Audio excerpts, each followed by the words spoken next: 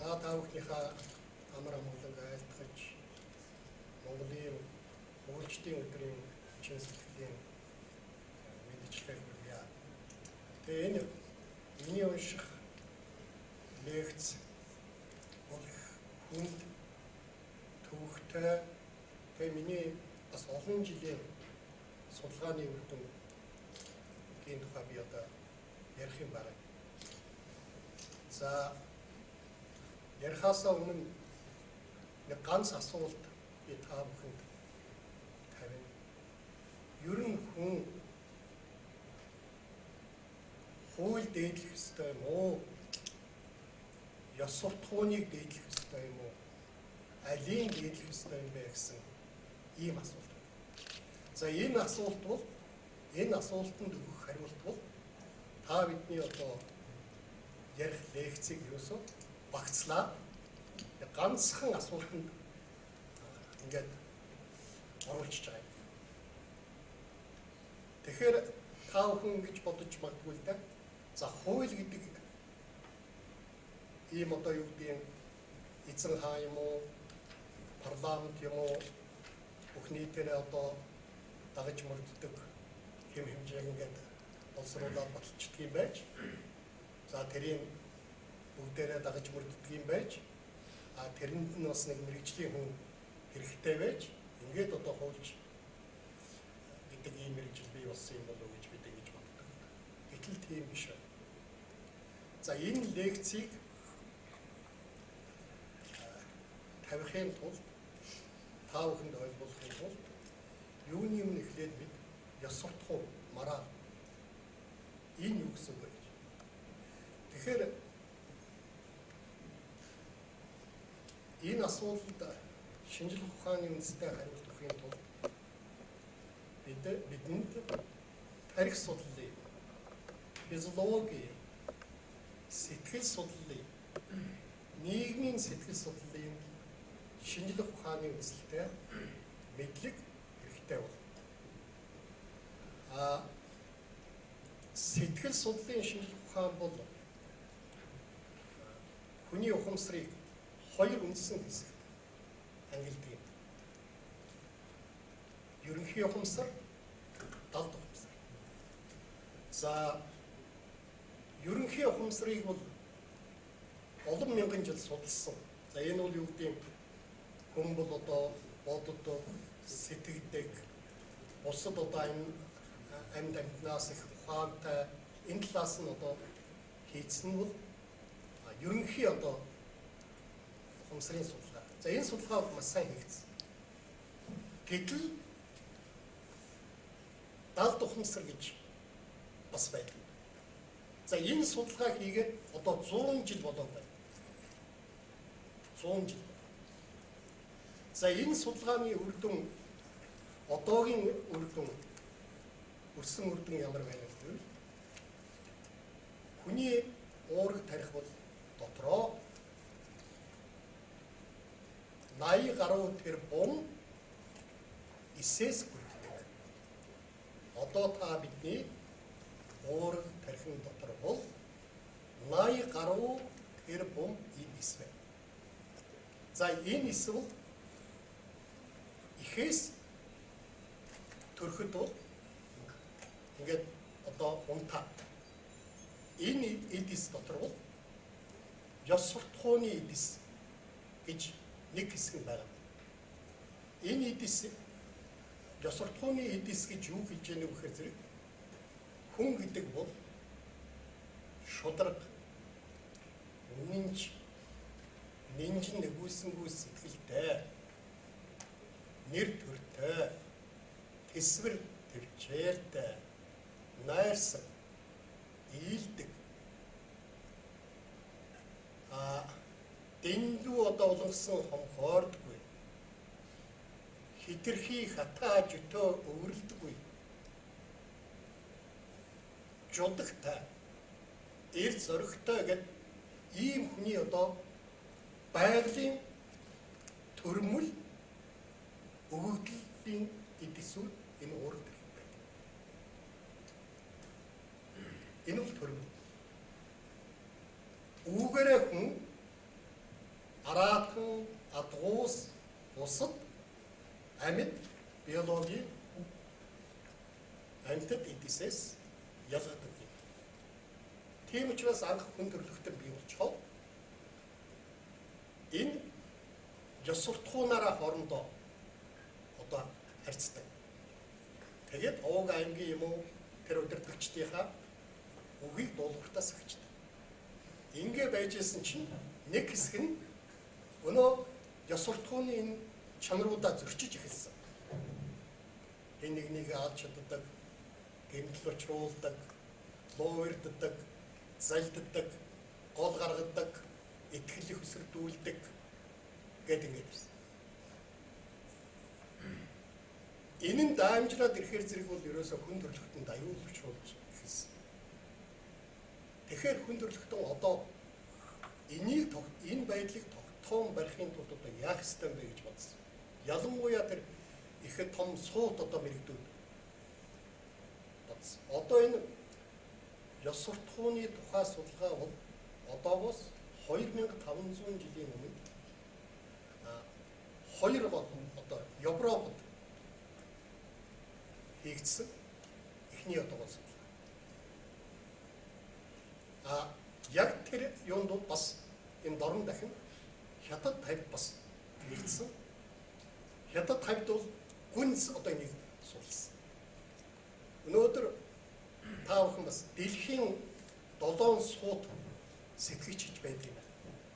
7 гэсэн. Нэг нь хятадд тэнд гүнз, Европ Аристотель бас одоо суулсан. Эднээс өмнө бас хүний өнөө саяны нэг 80 тэрбум гаруй эдис дотор байна шүү дээ. Энэ дотор чинь бас төрмөл хүний угаасаа хүн гэдэг юм бол бишрэлтэй, шүтлэгтэй. Тэргээр хэрэг тэр нь их зөв эерэг байх юм бол тэргээр асар их хүч тэнхээ амьдралын хүнд хэцүү зовлон бэрхшээлийг давтуулах тэрийг удаадаг. Тэр нь бол мөргөл, залбирал, дандаа сайн сайхан юм муу юм ихжсэн сайнаар боддог. Энэ нь бол хүний бас төрөл. Амаггүй энэ сүүлийн үед одоо юу гэдэг Буддаач байд юм уу, Иесус байд юм уу, Магомед, Аллах байд юм уу, ингэсийгээд бас нэлээд тийм хуваарлтын юмруу орсон юм шиг. Угаасаа хүн бол ерөөсөө өөрөө сүш биш юм ийм. Тэгэхээр нэлээд олон 10,000 жилийн өмнө ерөөсөө хүнсийг ёс суртахууны сүшиг бишрлэр нь одоо тогтоож байна. Тийм учраас за хэрвээ муу нүгэл хилэнцтэй үйл үлдэх юм бол ийм ш там дууны ш дараа нь ингийн ш ийм одоо байдлыг бий болгосон. Ихэнх үедээ хүмүүс бол тэрийг одоо бас сайн биелүүлж байна. Үнэхээр гэтэл нэг бас зөрчсөн ч цээрлэг гэж юусаа байдгүй биш. Тэр юм ирдгүүн байж та гэсэн нэг хэсэг бий болж ирсэн. За энэ үед дахиад хүн төрөлхтний сууд сэтгэгчид одоо яах ёстой вэ гэж бодоо. Ерөөсөө энэ ёс суртахууны тэр эрхэм чанаруудыг нийтлэг хэм хэмжээ бий болох ёстой. Нийтлэг хэм хэмжээ. Бүх нийтэд одоо адилхан байна. Одоо өөрөөр хэлбэл юу гэсэн үг вэ? Шудраг ус байж болохгүй. Хариулнаа шудраг уссан. Итгэл эвдсэнийг одоо юм уу заллим мэхлэх лоовэрдах хийг одоо хариулнаа. Хэн нэгнийхээ одоо үнд зүйлд халдахыг ам бие, эрүүл мэнд, эд хөрөнгөнд халдахыг хариулнаа. Нэр төрөнд нь халдахыг хариулнаа. Чиг юм уу? Нинжин бус одоо сэтгэл, харгас, хэрцгий, догшин, дээрэнгүү ингэж загнахыг одоо хариулнаа гэдэг. Ингээ хэм хэмжээ яваа. Тэр хэм хэмжээг хэн тогтоож өгөх ёстой гэж бодсон гэхээр зэрэг нэг үл эзэн хаа нэг бол ард түмний дотроос сонгогдсон хамгийн өндөр ёс суртахуунтай хүмүүс хуралдаад тэгээ ярилцаад тэгээ сан хураалт хийгээд тэгээд олонхын сандаар хууль гэдэг имийг одоо ингээд бат. Ингэж хууль гарч байна. Хууль. Тэгээд нөгөө хоригдсон хоригдлынхаа ард нь дандаа санкц буюу шийтгэл тогтоож байна.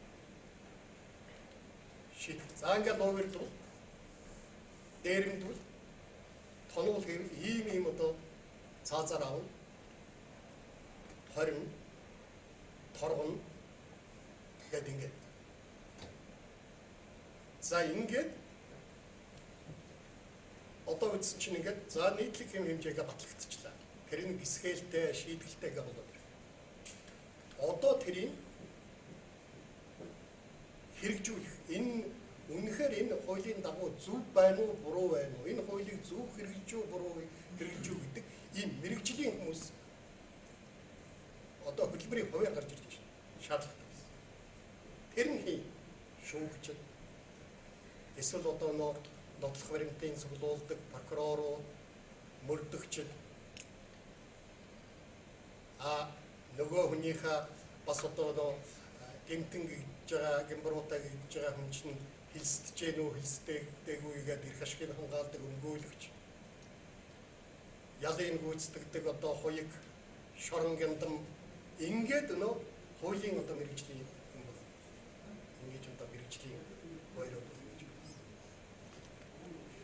Тийм учраас хууль гэдэг бол энэ бол ерөөсөө хэн нэгэн ухаантай хүн боддог. Хууль тогтоогчд дур зоргоороо тогтоодог ийм зүйл биш байна. Энэ бол ерөөсөө 69. Хуулийн их үүсвэр нь бол ерөөсөө хүнийг ёс суртахуунтай байлгах. Хүн чигээр нь байлгах.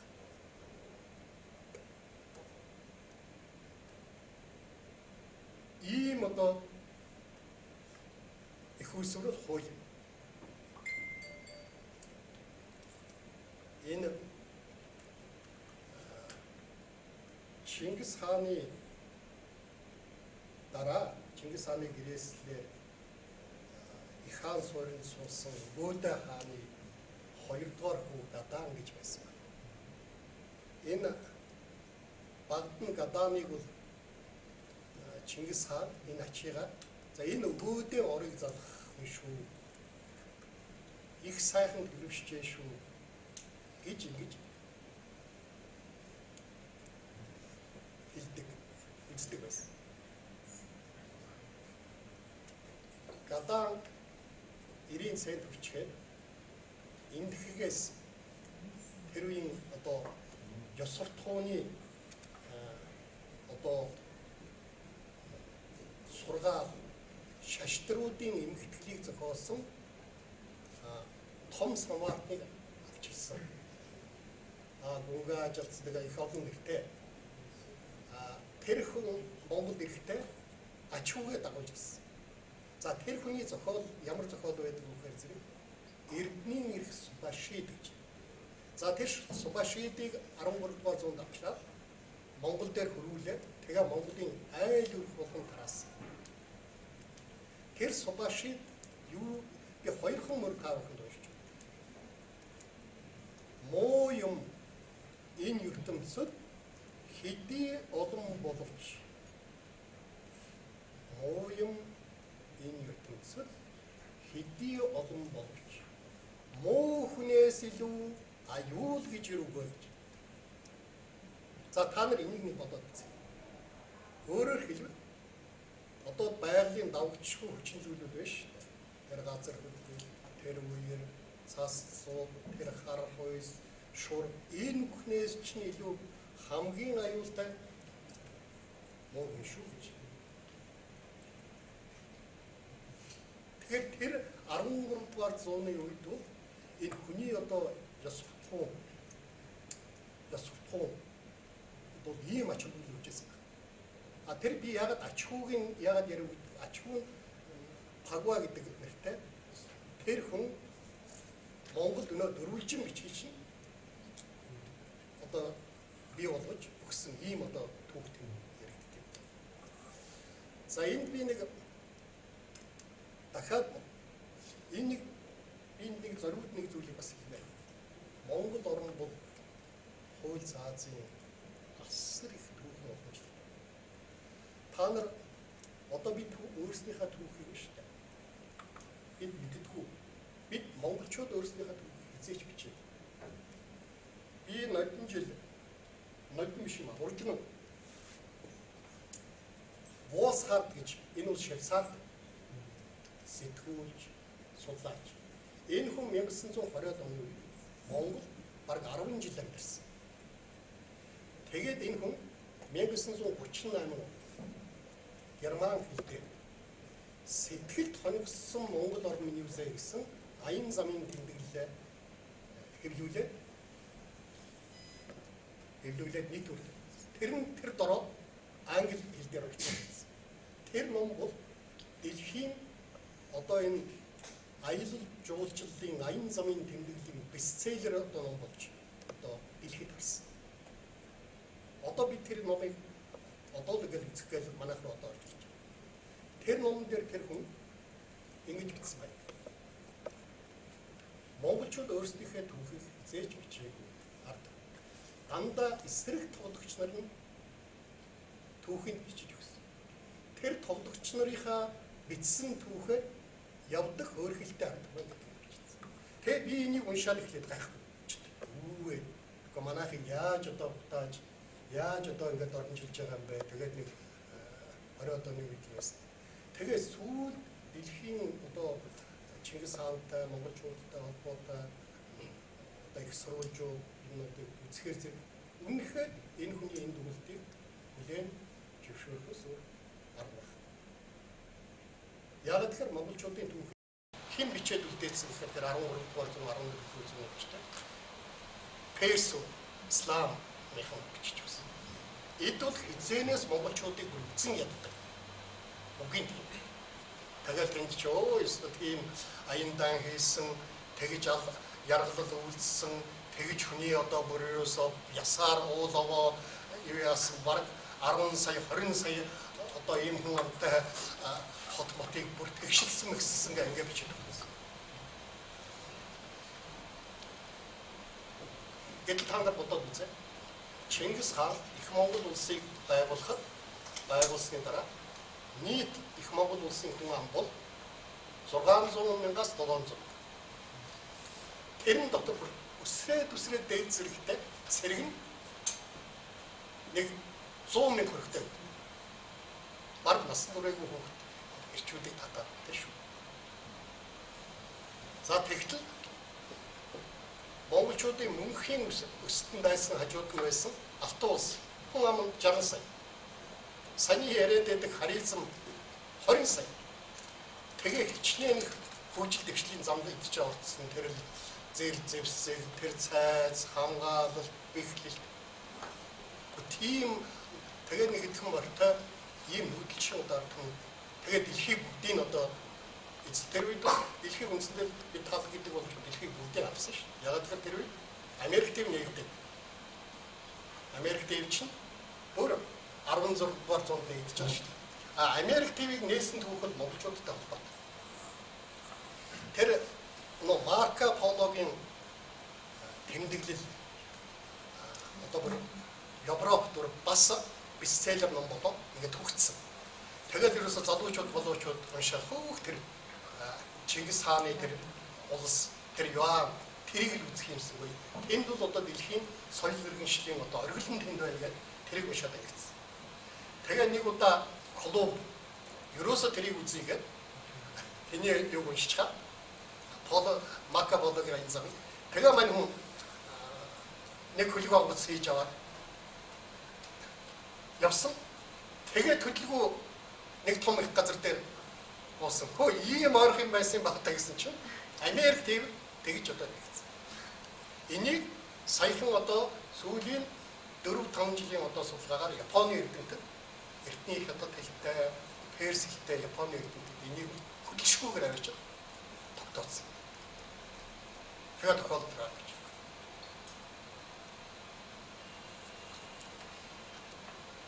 Тэгэхээр монголчууд сая хэн 13 онд Путиний нэг мэдгэлийг та нар одоо дуусна. Путин ийм мэдгэл хийсэн. Оросын юм гэж. Одоо манай улс энэ сурах хүчийг түүхийнхаа өмнө зайлшгүй өөрчлөлт хийх шаардлагатай болсон.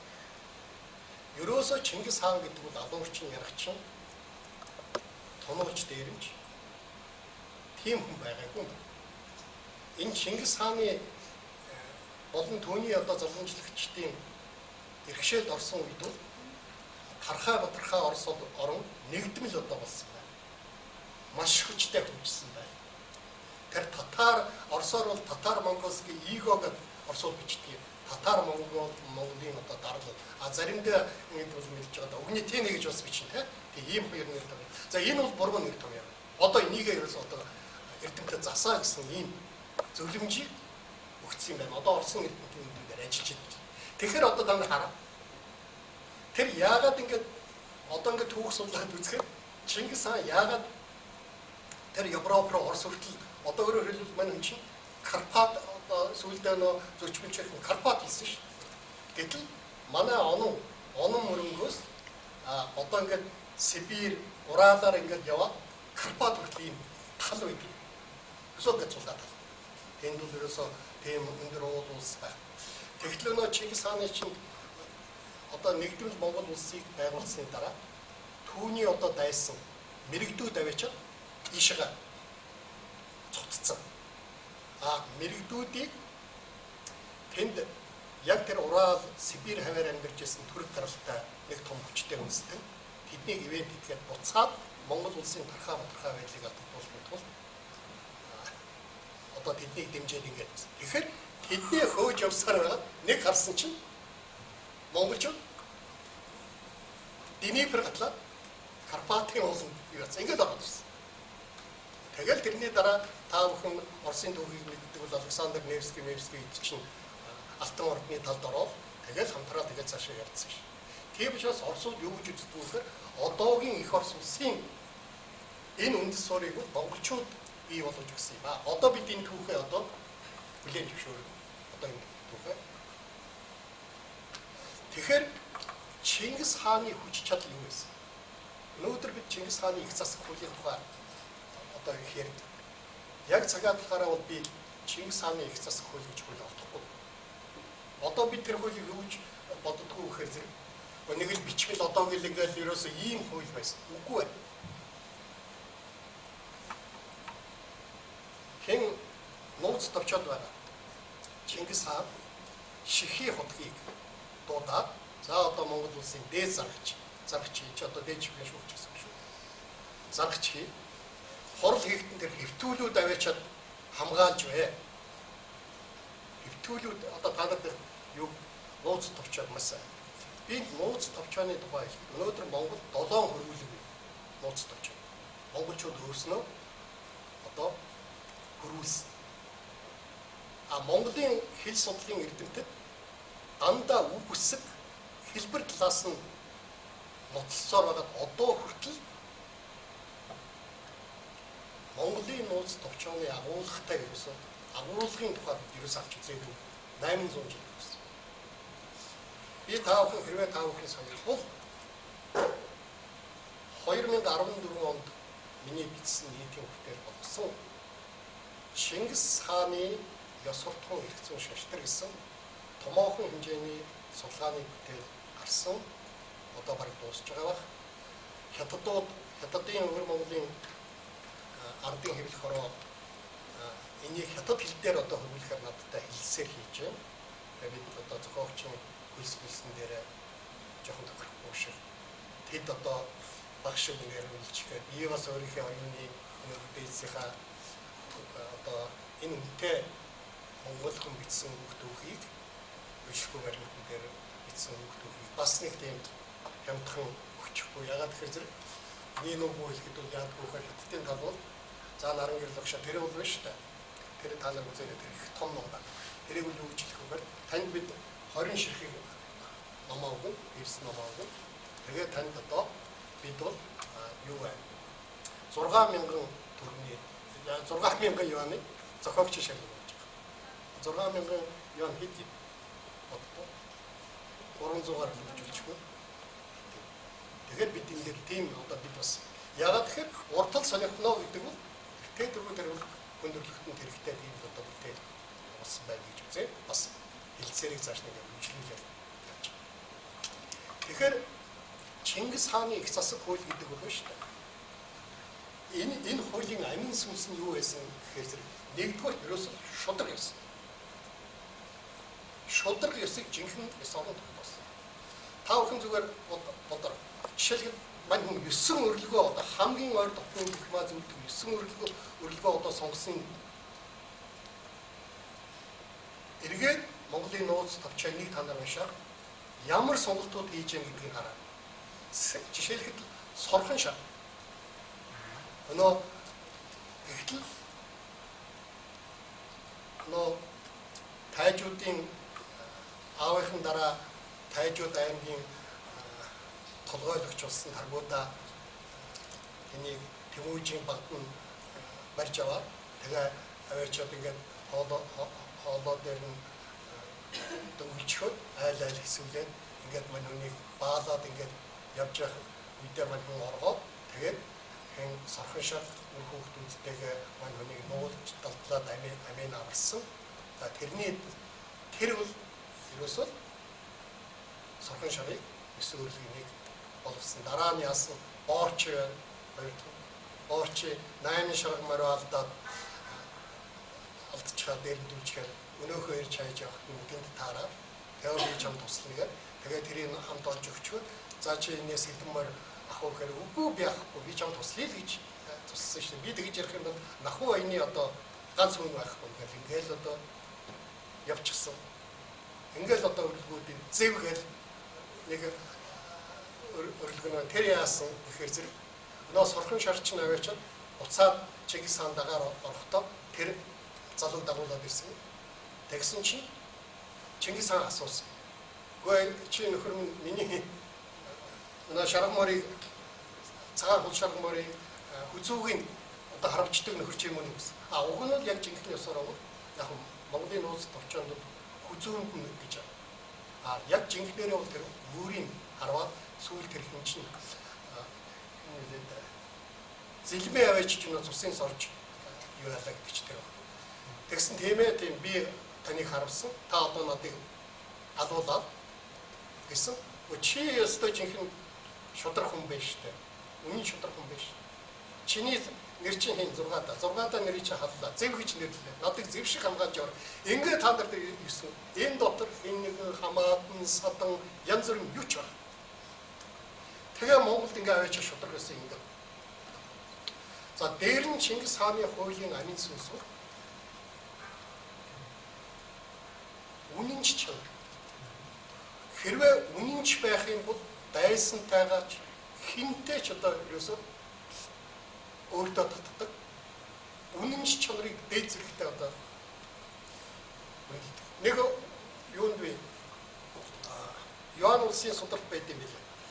Энэ Алтан улсын нэг нэртэй жанжин ганц цэргүүд нь бүгд дуусчаад байхад ганцаараа 3 өдөр Чингис хааны зэрэгтэй байдаг.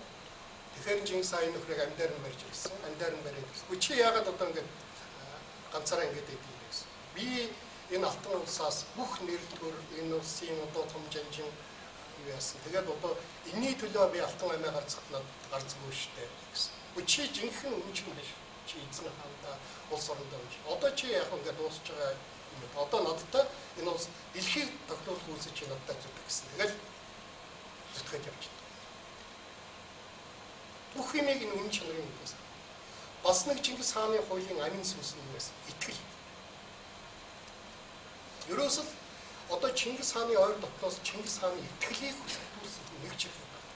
Ганцхан хүн бий. Нэг л хүн бий. Хэн байдгүй хэр зэрэг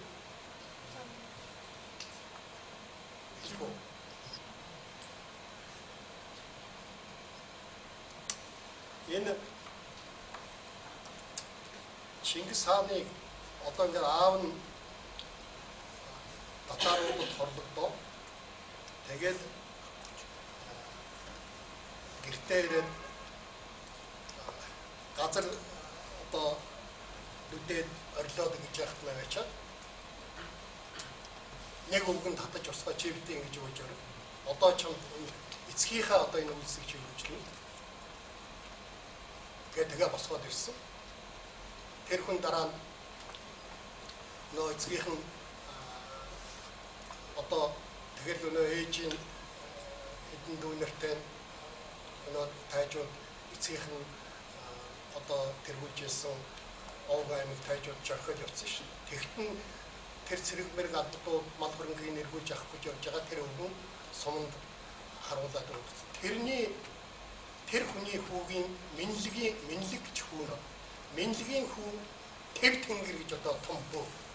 Тэр аваачаад одоо ах дүүсийг хасар масартай аваачиж хооронд нь эдний чинь ингэж юу яаж байгаа. Тэгээс үлдээ өөрөө тэгээд наадхаа отгочин дүүдээ наадхаа өөрөө шийдгээд тэр нь одоо гадаагарч барилдаж байгаа. Тэгээд салж тэрийг дуусгаад нэг л ийм юм байдаг болохоос өөр юм байдаг. Тэгэхээр Чингис хааны хуулийн амин сүнсүүд ерөөсөө итгэл. Ер нь итгэл гэдэг чинь өөрөө хуулийн амин сүнсийг би танил. За иргэний эрх зүйг танил бол хэрвээ хүмүүс бие биендээ итгэдэг, зээлээ өгчдөг, тэрийгэ буцаагаад төлчдөг. Ийм байсан бол хүн иргэний хууль хэрэг биш. Тийм учраас бие биендээ холигддаг юм болохоор залддаг, мэхэлдэг учраас л гэрээ байгуулна, гарын үсгээ зурм хүүтэй болгон барьцаа гэдэг чинь ингэж энэ юмнууд чинь хуульч ингээд явандаа ингээд хүмүүс ёс суртахуунгүй болоод ирэх тусам хуульчтай улам хүнд улам нарийн ийм л одоо хэцүү болоод байгаа. Тэгэхээр яг 13-14 дугаар зууны үед бас дэлхий хямарсан. Дэлхийн ялангуяа том гүрний хаадуу тансагладаг, хуваа боддог ийм болсон үед бол Чингис хаан гарч ирсэн энэ хүн бол маш өндөр удам судартай, өөрөө ёс суртахууны асар их чанартай. Энэгээр ерөөсөө ийм л эзэн ийм л байх юм бол болоогоо тэгэл монголчууд өөрсдөө дэлхийн ихэнх улс орнууд дагаар ороод тэгээ энэ том эзэн төрөө бий болсон. Уг нь хин Жувен гэж та бүхэн за Жувенийг би болий. Аршад ад-Диныг ярив. Аршад ад-Дин бол энэ Персийн одоо бас том язгууртан түүхч. Энэ Чингис хааны отхон хүү Түлүүгийн 3 дугаар хүү Хүлгүү Иран, Ирак, Сир, Афганистан, Азербайджан одоо энэ өөрөөр хэлбэл ил хаад улсыг энэ байгуулсан шүү. Тэгээд энэ Хүлгүүгийн өр хүүхдүүд Персийн эрдэмтдийг баг болгоод гадтын Монголын эрдэмтдийг оролцуулаад өөрсдийнхээ түүхийг бичүүлсэн. Энэ хүнээр ахлуулаад судрын чуулган. Тэр судрын чуулганд ийм нэг хоёр өгүүлбэр байна. Би тэрийг та бүхэнд уншиж байна. Хэрвээ Чингис хааны ёс суртахуун засаг хуулийг өөрчлөхгүйгээр энэ хорвоогийн хүн төрлөختөн 100 жил, 500 жил, 50000 жил, 100000 жил амьдрахад аз жаргалтай сайн сайхан амьдрцгаах болно. Би тэрийг уншаад тэр 1300-д яахаараа эхлээд ёс суртахууныг бичээ. Тэгээд дараа нь хууль гэж бичээд ингэж юм гэдгийг их гайхажсэн. Тэгээд их сурвалжуул судлаа. Гэтэл Чингис хааны энэ хуулийн энэ амин сүнс энэ үзэл баримтлал хизээ дууссан гэхээр зэрэг 17 дугаар зууны үед Монтеско гэж Францын соён гэгэрүүлэгч гарч ирсэн. За энэ хүн хуулийн амин сүнс гэдэг дэлхийд алдартай бүтээл бичсэн. Тэр бүтээлд монголчуудыг Чингис хааныг өгтлөн дорд хийсэн. Юу гэж тэр хүн бичсэн гэхээр зэрэг дэлхийн ард түмний 3 том хэсэгт ангилсан. Чөлөөт ард түмэн энэ бол сонгодог ард түмэн байна. Энэ бол Европт амьдарч байна. Зэрлэг ард түмэн гэж. Энэ болохоор ангөрөө ань зуулган болдог. Хоорондоо нийлж нэгддэг. ангро тэр Джеймс Үнсээ өгöd гэж. Энэ нь болохоор зэрэг одоо Африк, Австрали, Сибирь энэ хавар байна. За гуравдугаар нь бүдүүлэг ард түмэн гэж байна. Эдний амжиргааны их уср балдах. За эдний нутаг тэгээд юу шүү дээ. Монтеско бол тэр ном дээр шүү. Монгол орны байгаль цагуурыг өөрөө очиж үзсэн юм шиг бичсэн. Газар нь үржилшин байхгүй.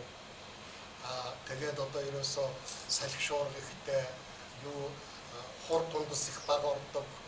Уул тал хэрэгтэй гэдэг. Ерөөсөө одоогийн бүх юм ингэсэн юм шиг.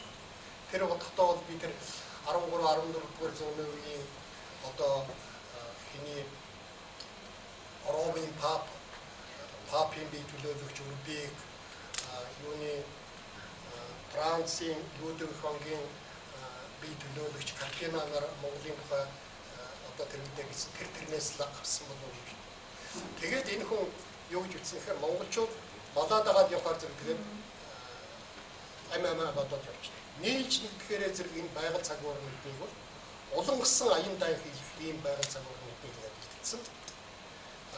Тийм учраас бол эдгээр Төв Азийн өндөр хилдээр дэлхийд хизээж байгаагүй ийм том эзэн хүнийг монголчууд Чингис хаан бий болгосон юм. Ийм төрөл.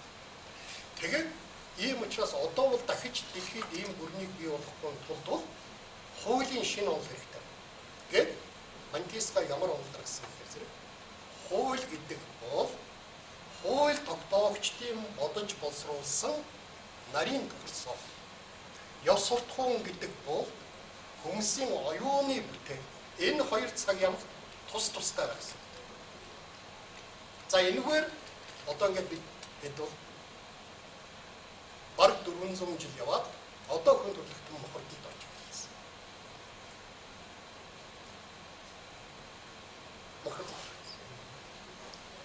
Хуульчт нь хүртэл одоо яах вэ гэхээр зэрэг ерөөсөө шудраг бус юмыг одоо бүр хаасаа идэг. Бараг хэрэгтнээс одоо хамгийн муу мухай юмыг одоо зааж өгнө. Энэ үнэнч чанараа хуульчд одоо алдсан. Ийм учраас өнөөдөр Монголын нийгэм хөгжил дэвшлийн замд орохгүй байгаагийн гол шалтгаан бол хуульчд бид мэрэгжилтэй үнж биш. Хуулийнхаа амин сүнсийг ойлгохгүй. Тэгээ ерөөсөн мэрэгчлээ 5 төгрөгөөр эрх мэдэл гавьяа шагналаар одоо тогтвол бидний одоо эмгэнэл энд одоо оршдог юм байна. Тийм учраас одоо хуулийг шудраг итгэл эвддэггүй үнэнч ёс жудагтай ийм болгож тэгээ хуульчт нь амьд хуульчт нь энийг энэ хуулийг одоо мөрдөж ижил Монгол орн хөгжил дэвшлийн замд. Одоо улсын их хурлын сонгуульд болж засгийн эрх юуны төлөө тэмцээд идэв. Засгийн эрх юу? Хууль тогтоох эрх мэдэл шүү. Тэгэл эрх баригчид өөртөө тогтсон одоо тэр хуулиар гаргав. Өнөө хуулийн амин сүнс нь гэдэг алдагдчихад байна. За миний унших одоо лекцийн гол одоо санаа энэ байна. Би бас сая дахиад энэ та нар одоо Монгол дээр орчуулагдсан байна. Швед Ларсон, Гүн Ларсон гэж ийм швед хүн ардын хувьсгалын өмнө за ардын хувьсгалын эхний жилд Монгол 35 жил амьдсан. 35 жил.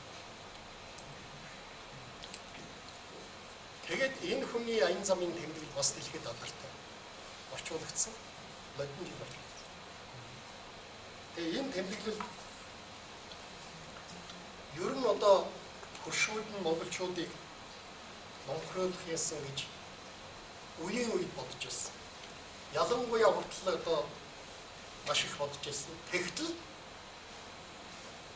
монголчуудыг номхруулахад бол нэг их одоо тийм зэвсэг дайм байлдаа хэрэггүй юм байна. Юу харин санамсаргүй юм тусалсан. Энэ нь юу тусалсан гэхээр зонхоо одоо бурхан ерөөсөө монголчуудыг номдруулсан гэж ийм дүгнэлт хийсэн. Тэгээ энийг бодохоор зэрэг үнэхээр одоо 16 дугаар зууны үед яг Монгол ингээд бодлын юм руугаа яг ингээд энэ үе рүү шарын шашин орж ирээд бүх хэрэгтэйчүүдийн аваачаад сүм хийдэн суулгаад тэгэл ерөөсөө одоо юусан маш их хүлцэнгүй их цалгар назгаа эр зориггүй ийм одоо болгож 200 жил яваад тэгтээ 16 дугаар зууны үед бол монголчууд одоо монголчуудын хувьд бол бас нэг бидний гадаад орчин бол бас их анхаарах хэрэгтэй. Бид ч дандаа хоёр том хөшиг бөмбөг харилцаж байгаа харилцсан бид нэр чи дандаа тэгж шүү. Олон тоглож байгаа юм шиг ингэж харьцдаг шүү. Тийм учраас яг хөөөр зэрэг тэр яг 16 дугаар зууныхаа бодлын үед болоод ирэхэд зэрэг монголчууд дотроо хагараад тэгээд нэгдмэл Монгол улсыг авч үлдэхийн тулд энэ хамглан хаанаас Ванжийн хаанаас дэмжлэг авахаас өөр аргагүй тэгжээж нэг тогтоож аваад за 200 жил болсон чинь энэ уртлын одоо дэндүү уртл Монгол руу орж ирээд Монгол үндэстэн байх үгүй гэдэг асуудал яригдахаар зэрэг 19 дугаар зууны сүүлчээр за тэгвэл арай хойдол нь илүү ээж магадгүй гэдэг хойдлоо авчиж түших бодлого явуулаа. Тэгээ ашгүй тэр үеэр өөрөө бороо өнгөөр нь одоо хөгдөж орж ирж хятадуудыг гаргацсан. Тэр үеийн залуучууд Оросын башевикуудтай одоо холбогдоод тэгээд башевикуудын дэмжлэгээр хүрээнд орж ирээд тэгээд эргээд за тэгвэл одоо ерөөсөө зөвлөлтийн одоо ямаар явчих. Зөвлөлтийн одоо дэмжлэгээр явчих гэдэг 70 хэдэн жил ингэж одоо яваад энд бас одоо марксист ленинист онлын том туршилтанд монголчууд ороод дараа эн чинь болдгоо байна ерөөсөө 90 оноос хойш тэгвэл ерөөсөө барууны тэр ардчлал гэдгээр чи үзье. Гэл дахиад энийг айхтар шууд хуулбарлаж 25 6 жил. Би энэ дээр юу хэлэх гэж байна гэхээр сүүлийн 300 жилийн монголчууд бол элдв янз бүрийн онол үзэл баримтлалын гадны нэг туршилтын төлбөр одоо болсон. Ингээд бид ийм байдалтай өнөөдөр байна. Одоо бидний цаашаа хөгжил дэвшилт одоо оруулах хамгийн зөв цорын ганц зам бол өвөг дээдсийнхаа бидэнд үлдээж өгсөн тэр оюуны эрдэнсийн сан тэр сургамж тэр захаас тэр алдаа оноо тэр Монгол орны өрмөц одоо онцлог тэр бүх юмыг одоо бид үзэх. Тэрнээс бидний өнөөдөр хэрэгжилж байгаа тэртээдэргүй дэлхий даяаршсан нөхцөл бид гар утас хэрэглэгээл хэрэглэн өмс зөвдөг идэж уудаг юм гээл хэрэглэн яг цагаад гараа энэ бол бидний хөгжил биш биш. Бидний тархинд байгаа Монгол орны хөгжил. Тэр энэ рүүгээ орж иж Монголын төр Монгол үндэстэн өөрийн үндэсний үзэл баримталтай хөгжлийг үндэсний бахархалтай ингэж иж бид хэд одоо цаашаа хөгжил бэрхшээлийн зам орно гэдгийг би бас хэлье гэж бодсон. Би заримдаа одоо зарим зүйлд одоо багшны хувьд харамсалтай. Модон жил за ерөөсөө нэг судалгааны сүүлийн үеийнхээ судалгааны 10 жилийн одоо үр дүнд онцлоо. Ёс суртахууны Монгол цагаан толгой гэсэн ном байсан. 9 бүлэгтэй. За энэ номыг бол ямар зорилгоор хийсэн гэхээр зэрэг яг хүүхдүүдэд зориулж байгаа мөртлөө эмээ өвөө ээж аав нь уншвал. Тэгээд дараа нь хүүхдтэй уншиж. Энэ ном бол их хүн цэнтэй бүтээгдсэн. Яг тэгэхээр зэрэг зураг өнгөтэй зургийг 4 зураачдын баг бүрдүүлээ. Тэгээд комикс биш. Жинхэнэ Монгол одоо тийм зургийг аргаад тэгээд яг миний бичсэн тэр номын бүх санаанууд шууд зургаар одоо буугаад 120 хэдэн зураг. Тэр өнгөтэй том багийн зураг чинь нэг зургийн үнс нь зөвхөн өнөө ихийн бэлтгэсэн чинь 12 сая. Зөвхөн их бэлтгэлийн үнэ. Одоо тэрийг бас хятадууд авъя гэж надтай хэлсээр хийгээд бас тэр дараа та энийг одоо бид хятадууд гаргая би бас яриа л байж байгаа. Тэгээ уг нь энэ номыг би боловсролын сайд тэр үеийн одоо бүгдэнд нь өгсөн. Ягаад гэхээр одоо манай боловсрол ер нь бид биш тийм боловсрол гэдгийг нэг одоо ер нь монголчууд бид одоо нэг ойлгоцсон болсон байх шүү. Би бол биш тийм. Одоо бол манай боловсролын эрдэмтэд гэсэн боловсролыг нэг тийм мэдээлэл мэдлэгийн цуглуулга мэтээр одоо ингэж ойлгож байна. А би бол ингээ энэ судалгааныхаа үр дүнд боловсрол за Монгол улсад боловсрол гэдгийг юу гэж ойлгох вэ гэхээр зэрэг эцэг өвгдийнхээ холч ухаан суурлаж түүгээр амьдралынхаа зүг чигийг болгож түүнээс ирч хүчээ олж авч цаашаа явахыг энэ бол боловсрол гэж. Өөрөөр хэлбэл эхлээд боловсралсан хүн гэдэг бол энэ бол хүн болсон хүн. Энэ бол хүмүүждсэн хүн. Энэ бол ёс суртахуунтай болсон. Хэрвээ тэр хүн байгальнаас нэг хувийн өгөгдөл онцгой авьяас дуучин, хөгжимч юу гэдэг зураг тэр өгөгдсөн бол тэрэн дээрээ 99%-ийн ажил хичээнгүй хөдөлмөс зан чанараа юугаар тэргээрээ яв. Ингэж тэрнээс одоогийн манай бодлого шиг аваачаад учир нь мэдэхгүй хүмүүсийг аваачаад чиний авьяасыг хөгжүүлнэ гэдэг ингээд аваачаад ажихаар зэрэг чи юу болох юм? Өнөөдөр төгсгөлд нь би юу болох? Хамгийн төгсгөл. За би Япончуудын хөгжил дэвшлийн нууцыг судлаа. Япончууд бол ерөөсөө хөгжөлтэй Ошода буюу самурай ёсоор одоо хар багаас нь өгч.